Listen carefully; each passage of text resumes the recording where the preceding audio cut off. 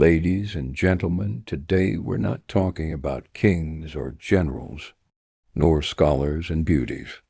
Let's turn our eyes to a true Taoist immortal one of the legendary Eight Immortals, the famous Iron-Crutch Li. But back then, he wasn't called that, and he certainly wasn't walking around with an iron crutch. At that time, this Taoist master was following none other than the great patriarch of Daoism, himself Laozi. The two of them had just finished a divine sightseeing tour of Mount Hua, and off they flew, feet barely touching the ground, heading west. They traveled across every kingdom in ancient India, and that's not all. They visited the fabled Isles of Penglai, the mystical Mount Fangjiang, and each of the 36 celestial paradises. Heaven and earth, they left no realm unexplored. What a journey! Compared to Tang Monk's scripture quest, this was pure vacation godly style. Traveling with Laozi opened his eyes wide and his mind even wider. He gained great wisdom and true Taoist power. Then one day he thought, I've been gone for quite a while. What about my home? My disciples? Better head back and check on things. So he bowed deeply to Laozi and respectfully asked to return. And what did the old master do? He neither nodded nor shook his head. He simply narrowed his eyes, a mysterious smile playing on his lips, and didn't say a single word. Finally, just as the disciple was about to leave, Laozi slowly chanted a cryptic verse, his way of saying goodbye. Grainless, yet not without wheat. The road is smooth when the cart is light. To seek your former flesh and bone, prepare to meet a brand new face. Upon hearing this, the disciple's heart skipped a beat. Huh? That sounds simple, but something's fishy here. Grainless, but not without wheat? Does that mean I can fast from grains except for wheat? Smooth road, light cart. Okay, that makes sense. The way home should be easy. But the last part, looking for your old body? You'll meet a new face instead? What kind of riddle is this? Gives me the creeps. But a path of golden light had already opened up before him. Guided by Laozi's words, with a heart full of doubts, he bid farewell to the patriarch, leapt onto his cloud, and soared back to his peaceful little thatched hut deep in the mountains. Why the rush? He'd calculated it carefully today, marked exactly 7 days since he'd left. According to the plan, his spirit was due to return to his body. Let's pick up where we left off. The immortal, anxious to return, flew like the wind on his cloud. In a blink he was back at his tranquil retreat. But he wasn't thinking about the scenery, he was thinking about his own body. You see, his spirit had gone off to travel, but his mortal shell had stayed behind. If something happened to it, he'd become a wandering ghost for real. His heart pounding like a drum, he dashed inside the hut and froze. The spot where his body should have been lying was completely empty. Not a trace left, not even a single hair. He looked around in a panic. No disciples, no voices, no fires burning. The hut was stone cold and dead silent, so quiet you could hear a mouse sneeze. Where is everyone? Where's my body? The immortal felt a chill run down his spine. He paced the hut like a caged tiger, nerves stretched taut. Then he turned his head. Behind the hut, the woodpile used for cooking was still faintly smoking. Wisps of dying smoke curled up from beneath the stack of firewood, drifting through the air with a sorrowful stillness. His mind went blank. Boom! Now he understood.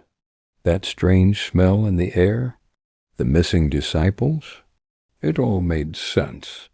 Those ungrateful brats must have thought he died on his journey. After waiting 7 days, they lost patience, assumed he'd ascended to heaven and burned his body to ashes. Arg. I'm furious. The immortal soul exploded with rage, roaring up to the sky. He stomped through the hut, shouting curses.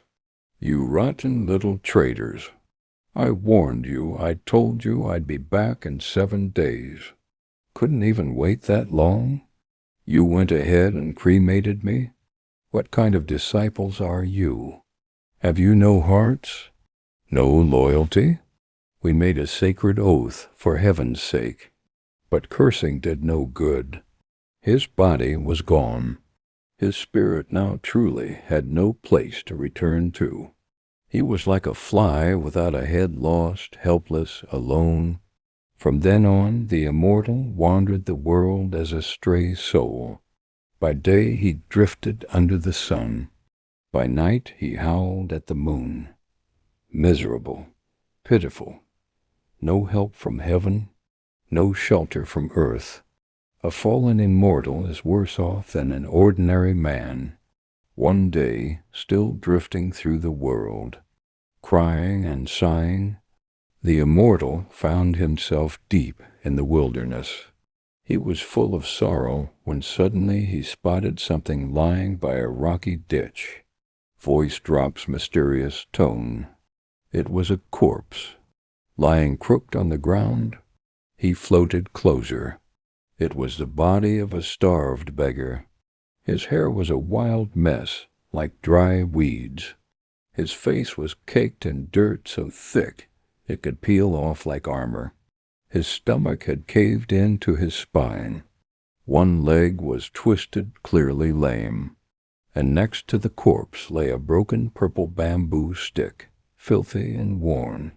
The immortal looked at the pitiful scene and was about to sigh when, bang, a flash of inspiration struck him. He remembered Laozi's farewell verse, especially the last lines. To seek your former flesh and bone, prepare to meet a brand new face. Aha, he gasped. So that's what he meant. Laozi foresaw this all along. My old body's gone, but this new one, this is the new face. It's fate. He stared at the wretched corpse, heart full of mixed feelings. Oh, Master Laozi, this new body you picked is quite something, but maybe this is my destiny. Your words can't be false. He looked at himself, no body, fading soul. What choice do I have?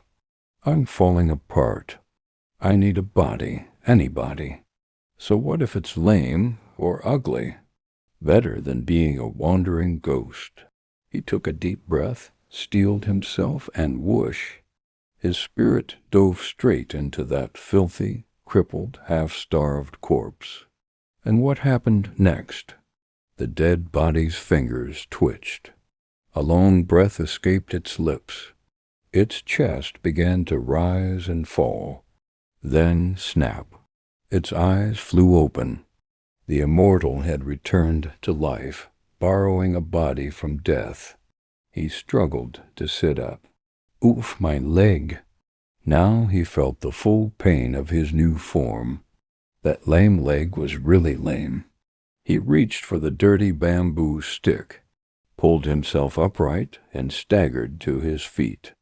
Looking down, he saw torn rags, a bloated belly, grime from head to toe.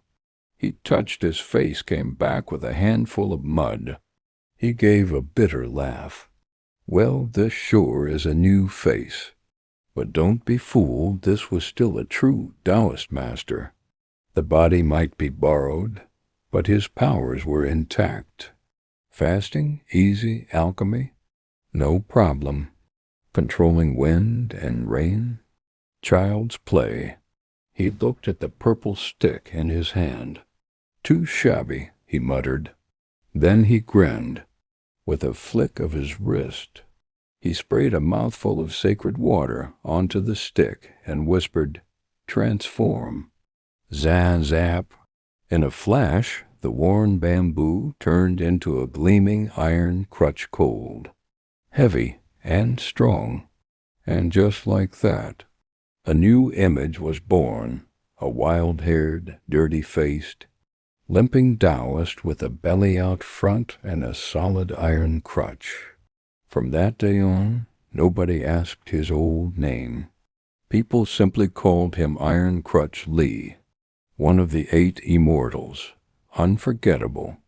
So, dear listeners, this is the strange tale of Iron-Crutch Li's return from the dead, a divine vacation gone wrong, a cremated body, and finally a borrowed shell that came with a limp. What a story, tragic, comical, and fated all at once. Laozi's parting verse held hidden truths. Disciples too hasty with fire and soot. A ghost adrift meets death's own frame, with Iron-Crutch immortal fame. Want to know what happened to the rest of the 8 Immortals? Tune in next time